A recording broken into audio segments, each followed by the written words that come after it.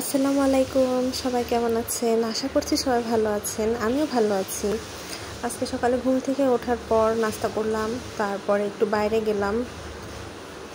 আম্মুর সাথে বাইরে গিয়েছিলাম, একটু কাজ ছিল সেটা করার জন্য। তো ভাবলাম একটা ছোট করে একটা ভিডিও করি, যেহেতু বাইরে যাচ্ছি। সবসময় তো সুযোগ হয় না। এই যে আমাদের বাসার সদস্য সেইখানেই থাকে, প্রায় সময় আমাদের বাসায় আসে, খাবার দাবার দেওয়া হয় তাকে। তারপরে কাজ শেষ করে আসার সময় আম্মুর সাথে প্রয়োজনীয় কিছু জিনিস কিনলাম। ফার্স্টে আমরা ডিম কিনলাম, ডিম দরকার ছিল বাসায়।